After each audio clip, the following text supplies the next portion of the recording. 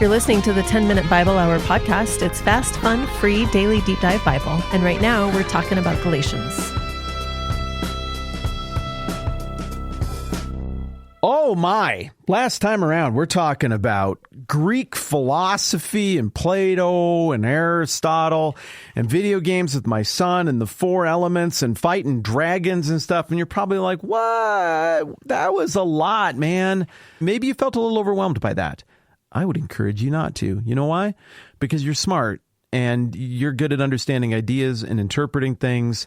And sometimes it just takes a minute to let new stuff that maybe you haven't heard of before sink in a little bit, but pretty quickly you're swimming in those waters comfortably.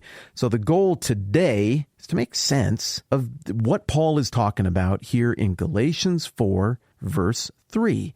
It seems like he's acknowledging an assumption that his audience had about the nature of things, the nature of the world.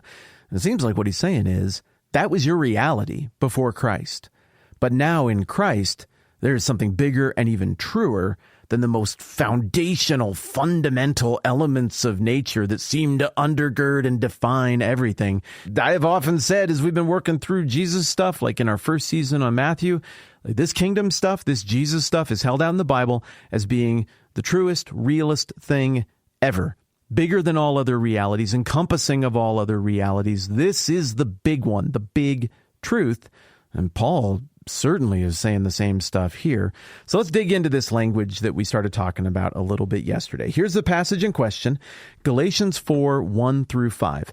What I'm saying is that as long as the heir is a child, he's no different from a slave, although he owns the whole estate.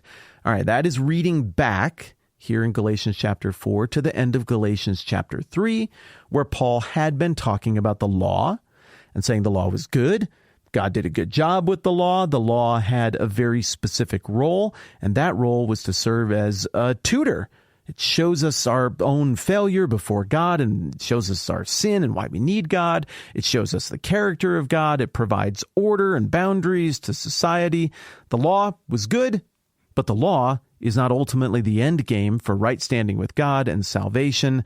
That's Jesus. There was an era in which we were kind of metaphorically kids in the grand estate of God, and that's the era of the law. The law is our strict tutor, but then there is an heir era, H-E-I-R, heir era, where there's a maturing into the role that the father of the house, the head of the household, would have for the sons and daughters as they age into this next place. And Paul is saying that Christ is the mechanism by which we become sons, daughters, heirs, agents of the kingdom, robed in the noble clothing of the noble royal head of the household. And so he sets all of that up, and then he pivots saying, what I'm saying is this: as long as the heir is a child, he's no different from a slave, although he owns the whole estate. To me, that feels like he's kind of landing the plane a little bit on those previous points about the law. He goes on.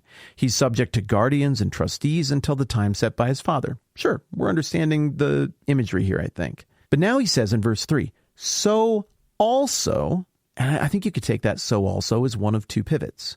It could be, in the same way I use it, likewise. Likewise, when we were children, we were in slavery under the basic principles of the world, or under the elemental forces of the world. We'll talk more about the original language there in a minute. So it could just be a likewise. Yeah, like that. It's just like this. It could be also understood as furthermore.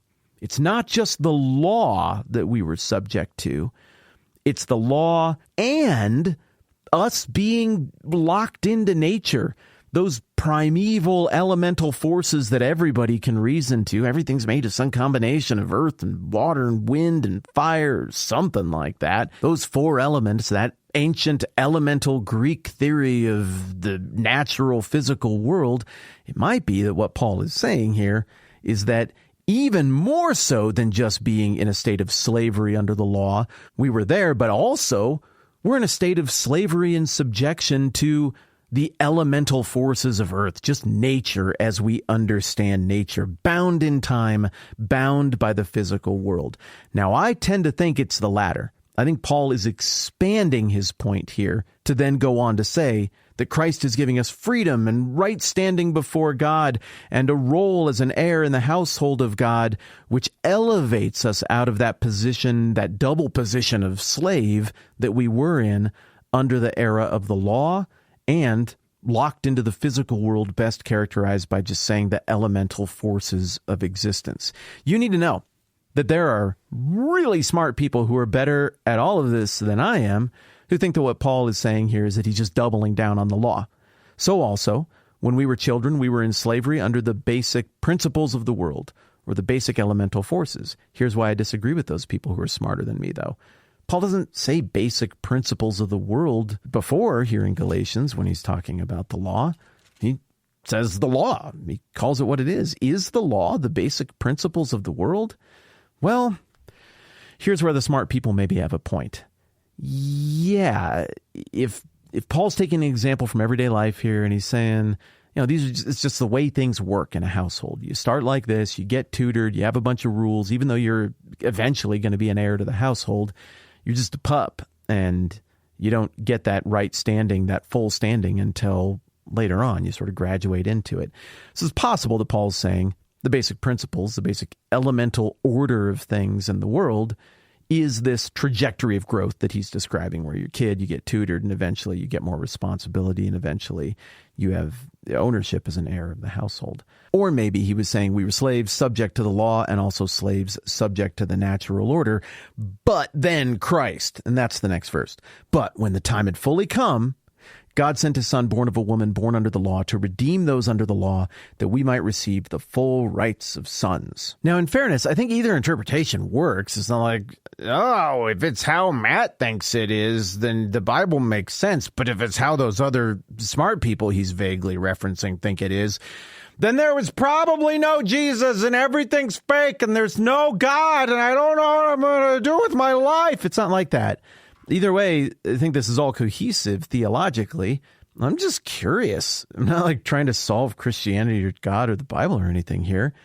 I'm just curious as to what he meant, because I've seen Paul make nods to these Greek ideas about the nature of the world and existence in other places. And I'm curious, is he making one here?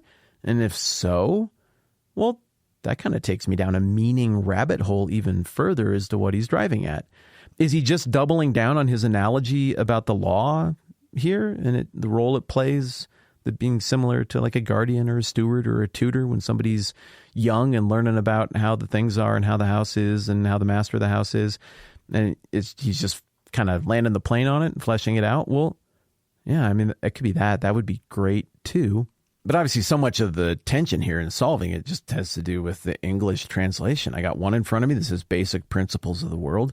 I got another one in front of me that says elementary principles of the world. I got another one that's using language like elemental forces, the elements. So maybe there's some limitation in translation. I think what we need to do is in real time tomorrow, do the work ourselves. We're just going to grind through it. And we're going to see where it goes, and I am not going to know until we crack this open. Now, here's my little secret. Tomorrow for you is like 2 minutes from now for me, because I'm going to keep going on this right now because I'm having fun. So I will see you tomorrow now that we have our big conundrum intention set up here, and we'll do some real live Bible work together and see what makes the most sense here. And I think it'll be fun. And even if it turns out that I'm an idiot to have imagined that there's something to be sniffed around at here, we'll learn that together in real time, live. I don't mind looking stupid in front of you. Or we'll find out that maybe there is something to the way the King James translated it, and there is a little nod to the Greek philosophy, Plato, Aristotle stuff here. And that will be fun too. But either way, tomorrow will be a fun day because we'll just get out the resources and we'll do Bible digging in real time together. And I think it's going to be a blast. Okay, for me, I'll see you in 2 minutes. For you, I'll catch you tomorrow. I'm Matt. This is the 10-Minute Bible Hour podcast. Let's do this again soon. This podcast exists because many of you kick in to make it happen, even though you don't have to. Learn more at thetmbh.com/support. We're grateful because that supports our family.